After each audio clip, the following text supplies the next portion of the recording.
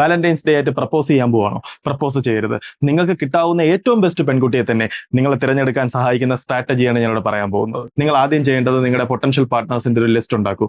Suppose അതിൽ 100 പേരുണ്ടെന്ന് കരുതുക.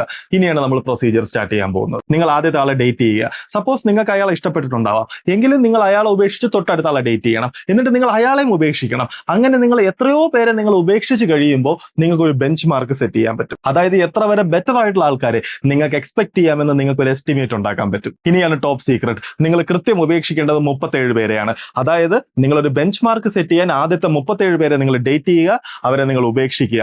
അതിനുശേഷം വരുന്ന ഏറ്റവും ആദ്യത്തെ ആളെയാണ്, അതായത് അതിനുശേഷം വരുന്ന നിങ്ങൾക്ക് ബെസ്റ്റ് ആയിട്ട് തോന്നുന്ന ആദ്യത്തെ ആളെയാണ് നിങ്ങൾ സെലക്ട് ചെയ്യുന്നതെങ്കിൽ നമുക്ക് മാത്തമാറ്റിക്കലി പ്രൂവ് ചെയ്യാം ഈ 100 പേരിലെ ഏറ്റവും ബെസ്റ്റ് ആയിട്ടുള്ള ആള് നിങ്ങൾ ചൂസ് ചെയ്ത ആള് തന്നെ ആവാനുള്ള സാധ്യത ഏറ്റവും കൂടുതലാണ്. അതായത് നമുക്ക് പ്രൂവ് ചെയ്യാം, നിങ്ങൾ ആദ്യത്തെ 37 പേരെ ഉപേക്ഷിച്ചിട്ട് അതിനുശേഷം നിങ്ങൾക്ക് ബെസ്റ്റ് ആയിട്ട് തോന്നുന്ന ഏറ്റവും ആദ്യത്തെ ആളെ നിങ്ങൾ സെലക്ട് ചെയ്താൽ ആ ആള് ഈ കൂട്ടത്തിലെ, അതായത് ഈ 100 പേരിലെ ഏറ്റവും ബെസ്റ്റ് ആവാനുള്ള പ്രോബബിലിറ്റി ഏറ്റവും മാക്സിമം ആയിരിക്കും.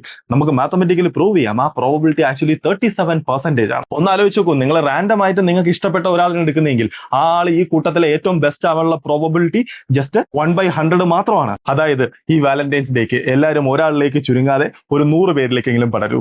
Happy valentine's day. ഇതിന്റെ മാത്തമാറ്റിക്സ് എങ്ങനെയാണ് വർക്ക് ചെയ്യുന്നതെന്ന് അറിയാൻ എല്ലാവരും നമ്മുടെ യൂട്യൂബ് ചാനൽ നോക്കൂ.